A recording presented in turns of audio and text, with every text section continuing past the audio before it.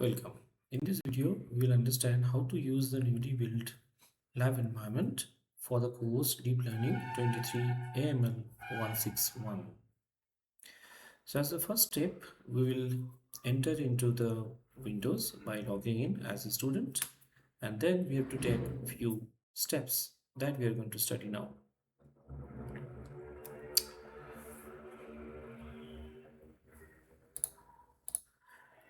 So once you enter into the Windows as a user, your name should be appearing as a student over here. Now once you enter into the Windows, you should be going to the all options, then scroll down and you need to search for one program called WSL. WSL stands for Windows Services for Linux. In some of the systems, this option may not be available. Rather, you may find one program called Ubuntu. So both the programs will take you to the Linux environment. So we have decided that we are not going to set up the environment on Windows. Rather, we'll be working uh, entirely on Linux operating system. So if you don't see the WSL over here in your system, you can also search for Ubuntu. But here in this particular instance, we have WSL. So instead of going back to the all options and coming down to search for these options, we may also try to search if it is already available as part of pinned applications. So for example, I've already pinned the application WSL over here, and few of the systems I have pinned Ubuntu as an application in this pinned section. So instead of WSL, you may find Ubuntu applications over here. So you could directly click on this. So in this particular case, I'm going to click WSL to enter into the Linux operating system.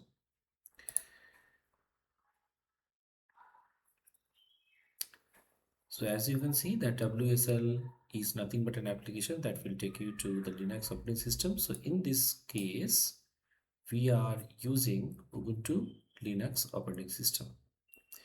So now if you see that we are already into Ubuntu, and as an indicator, it is showing root as a user and at followed by something. This name is nothing but a name of the computer. So root user is using the computer this, and this is the prompt.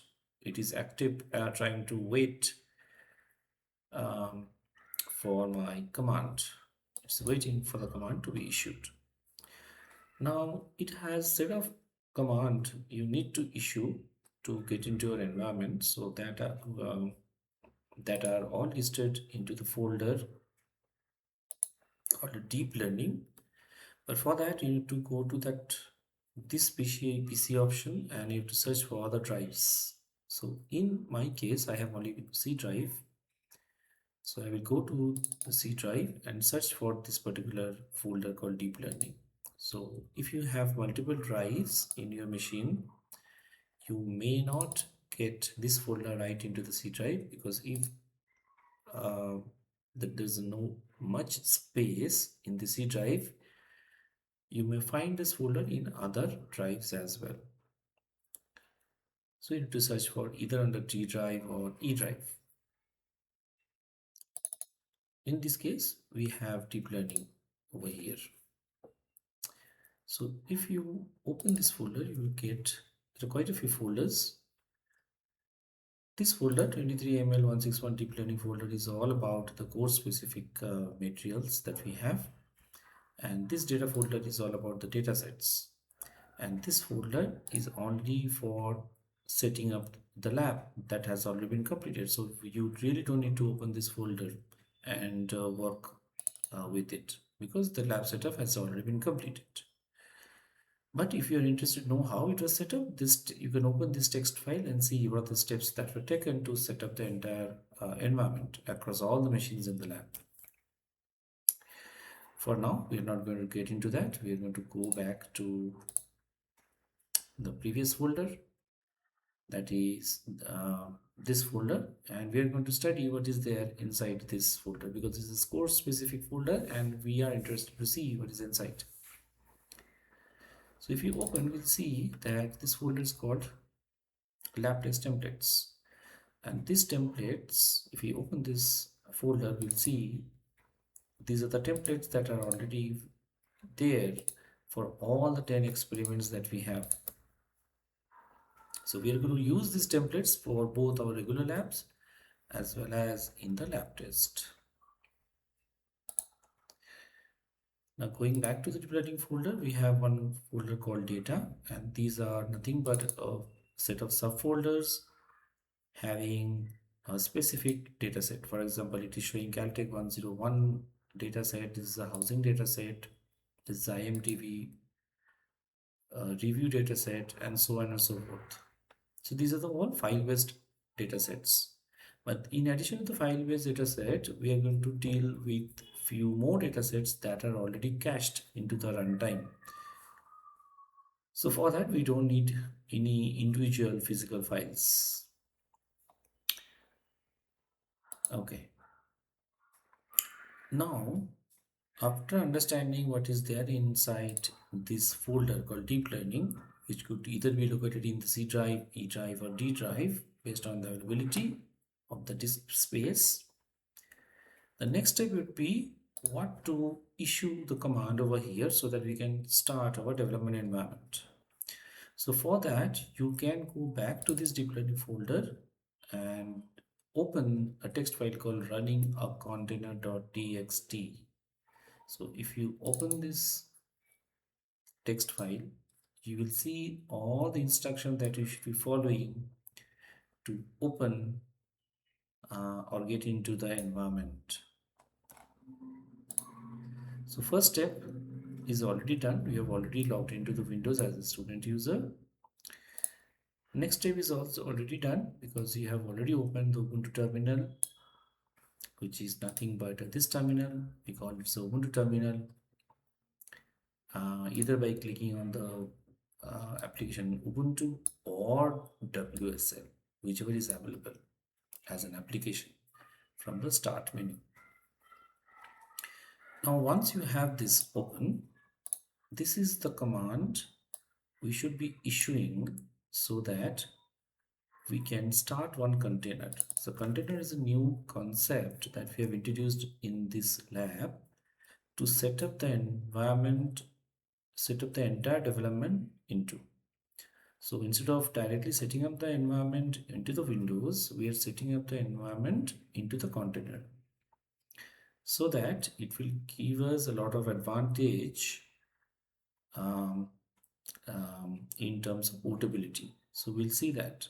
So the first task would be how to run the container that is having our development environment. So this is the example command I have just copied by pressing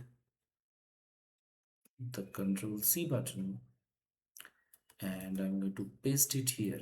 So the paste can take place in two ways in Linux terminal. One is by after Control C, and in the terminal you have to just right click to get that pasted over here, or Windows also supports Control V on the Windows terminal or Linux terminal. So now I'm going to press Control V, but remember, if the Control V doesn't work, you may also try right clicking on your mouse button. Okay, now the command has been pasted over here. So if you run this command, it will take you to the container that is having our development environment. Now let's have a look to understand what is there in the command. So Docker is the technology that we are using to create our container and to invoke or initiate the container, it requires several options along with parameters. So run is the instruction for the Docker to make it understand that we want to instantiate one environment in the form of a container. This -i and -t indicates that we want that container to be interactive in nature, and at the same time we should also be getting one terminal through which we'll be interacting with the container. This mount means we want one folder to be bound between the Linux container and the Windows system, so that any program that we write inside the container should also be visible into the Windows. So that is just a channel through the file system so that we can share some of the content between two environments. One is the Windows environment and the second environment is the Linux container. This parameter name is accepting one value called deep learning as an indicator that, okay, once the container gets instantiated, we should be knowing that container has a name called deep learning.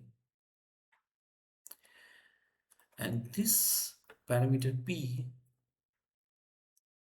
configures this port 8888 and 6006. So first port is for our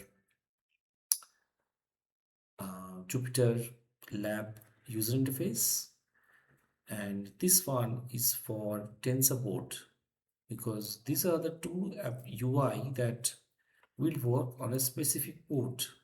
So we are just keeping that port open so that we can communicate through the UI right from the Windows through a browser. This RM stands for remove. So whenever you are done with the container, it will get auto removed, but it will save your work in the Windows file system. Only the runtime will get removed, but your notebooks are not. It will be remaining in the Windows file system. So this W stands for the work dir, and this is going to be our home directory. So we want home directory to be shown by default when we log into the container. And this is the image based on which our container will be based on. So deep learning version 1.0.1 is the latest image based on which our container will be based on. And the last parameter /bin/bash is the Bourne shell to execute the command that we are going to send from this terminal. Now, after this, we are going to press enter so that it will take us to the container. So I've just press enter, and you will see that now the prompt has changed. Now the base is the environment, Anaconda environment that we are into, and we have enabled this environment as a root user in the container with the ID this. So earlier when we are only in the Linux operating system, it was shown that root user is using this computer, but once we have entered into the container, now it's showing this root user is using the container with ID this. And this is the default path. This is the default path, home path. That means we are into our home.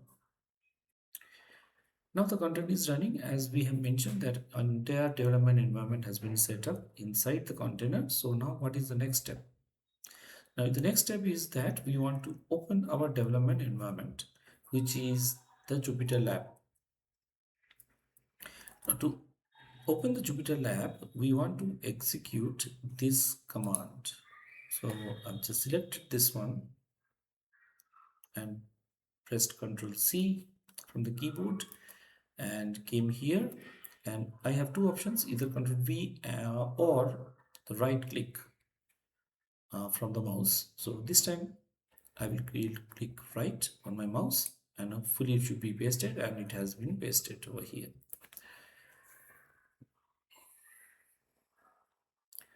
Now the command is Jupyter, and the lab is the parameter through which we let the Jupyter server know that we want a lab-based environment, not the default notebook environment. And this time it is accepting few more parameters called IP, followed by a star. That means this particular Jupyter server, I want the Jupyter server to listen to any IP.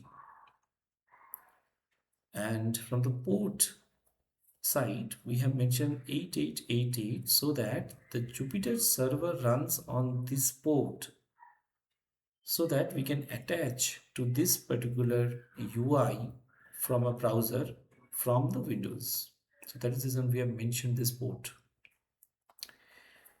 Here, one additional parameter called no browser is an indication to this Jupyter server that we do not want any browser to be invoked right from the Jupyter, because we are running into the container inside Linux operating system, and we don't want to open any browser into the Linux operating system. Rather, we would be interacting with the Jupyter over a browser from Windows. So that is the reason there's additional instructions for Jupyter server not to open any additional browser right into the Linux. And this is the last parameter called allow root. So this allow root will help Jupyter server to understand that I am logged in as a root user and all the privileges that I should be having. So that is the reason we are passing this extra parameter called allow root to the Jupyter server. So now if I press enter now, Jupyter server will get started and it will open its port for any browser to connect. So I'm pressing enter and the Jupyter server is running. Now, as you know, to connect any server, IP is required and the port is also required. Now this is shown over here. So the IP is the local IP 127.0.0.1 and the server is listening at the port 8888. So as if you see this one hyperlink is coming, that means if you want to open this, you should be just clicking the keep the control of the keyboard pressed, and you have to click on this particular link so that the URL gets clicked and it will open the URL in a browser in the Windows. So you have to press the control button of the keyboard down, and at the same time you have to click on the left button on your mouse to open this URL.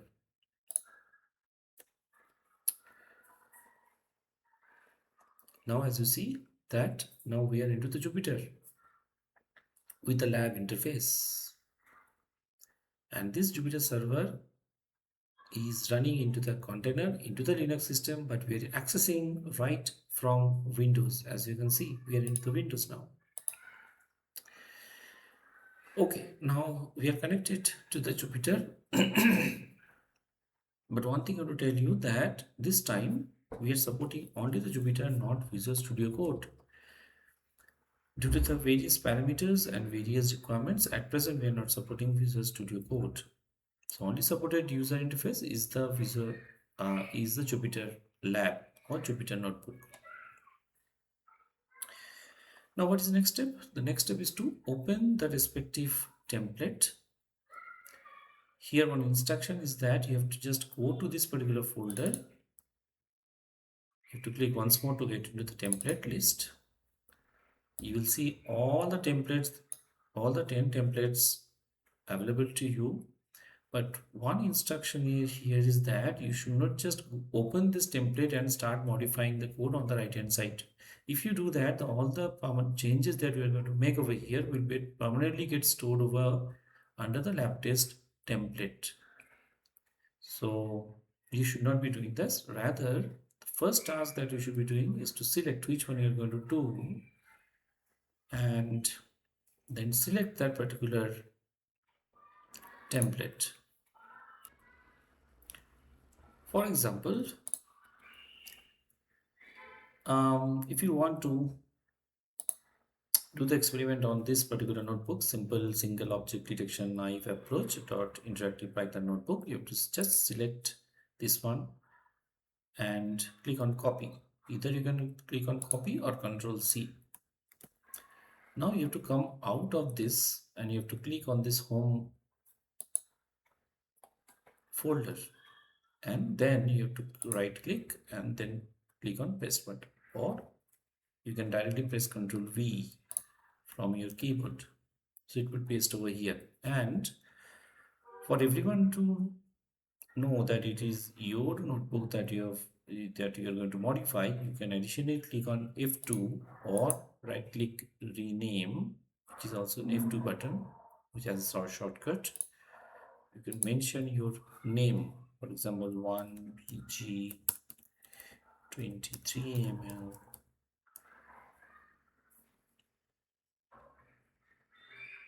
001 as in your US,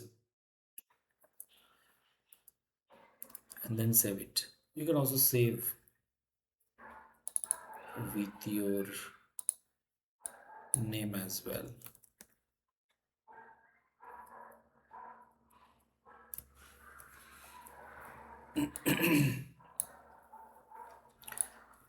Now you can just double click to open that notebook into the environment. And you have to ensure that whatever you're doing, it should be here in this space. So this is the home directory. You should not be keeping those files under these three folders. So all the changes should be doing over here. Okay. Now you're ready to do all these modifications over here. Now one thing I want to draw your attention is about setting up the data directory. Okay, so in this case you will see that the data set caltech.101 is under the data folder data, right? And the data we have over here. So with respect to this notebook, we have our data folder here, but in this case this dot slash means this is the current directory, and this dot dot slash indicates that is the parent directory of the current directory. But in our case the data is already here, so in this case we really don't need to go to the parent directory, so we are going to remove this dot over here. So that means this parent folder, which is the home folder, has a folder called data, this data, right? And under this we are having this particular folder which is under this. Okay, going back to the home folder once again. So now after this one, if you continue executing these lines, you will get access to the particular data set. Otherwise, if the path is not correct, you may face error generated by the environment. Now you have to follow these instructions. These are the template instructions to get your notebook complete in terms of experiment. And at the end of the experiment, you will see the observations, the questions related to the observations, and you need to write those answer to these questions as part of the observations in your observation book. In addition to that, you also need to write diagrams and any other important observations that you may encounter during the execution of this notebook. So if you have graphs, you may also need to put that into the observation book along with the answers to this observations question.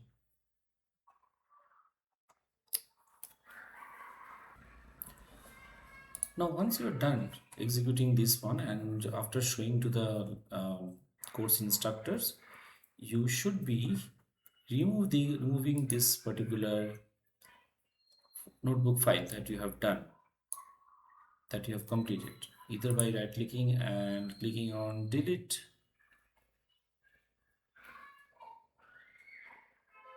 move to the trash, or just simply click on delete button.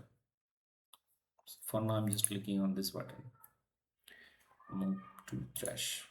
Okay, so if you just ask for the permission or confirmation, just click on move to trash and it will get deleted. Now to exit cleanly from this environment, you're supposed to click on the file and shut down. So this will actually shut down the Jupyter server cleanly.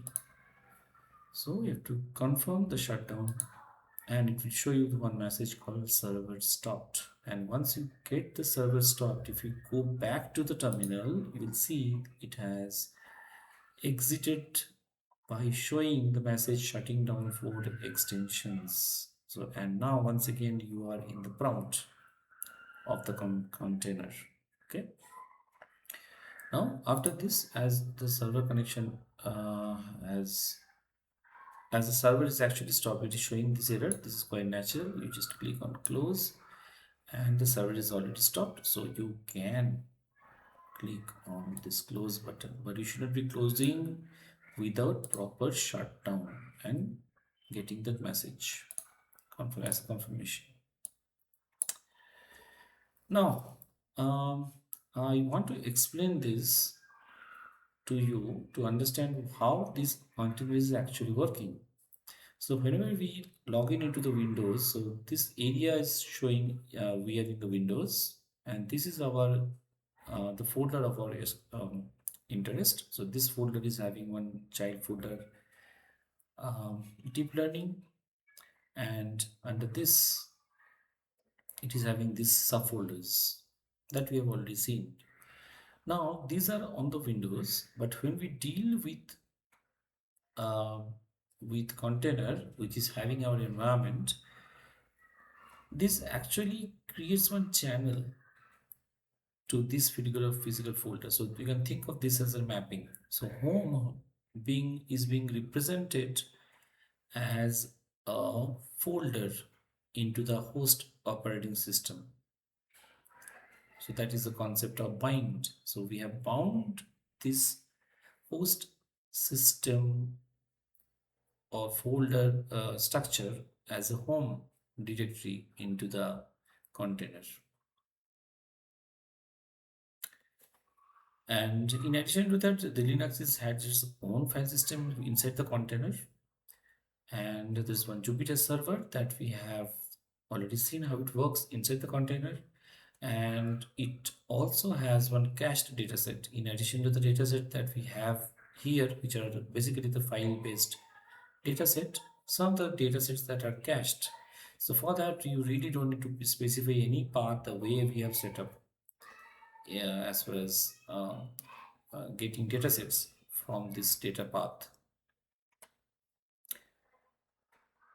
Now these are the logical ports that we have seen just to connect uh, the Jupyter server UI from the browser running on the Windows operating system. In addition to the Jupyter Lab, if anyone is interested to see the Jupyter board, which is optional in our case, can open the particular UI and connect to this particular port.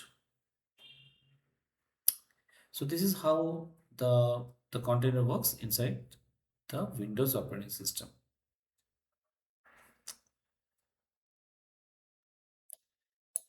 Now, before coming into the lab, you are highly uh, suggested to refer into the folder called 23ML161 Deep Learning for the respective lab programs that you are going to come for to have a look. For example, if you are coming for the very first lab program, you may have a look into the program well before to understand how it works. So this contains the full program. This contains a full program. At the same time, you can also think of taking a printout of this one, except for these type of outputs. You can think of taking the print of the instructions except for this output, and then at the same time you may also locate the respective lab test template over here, so that you can understand what is going to come on your way to get the lab programs executed on the lab. So this is how we are going to conduct the lab programs. So hopefully you have understood, and thank you so much for listening.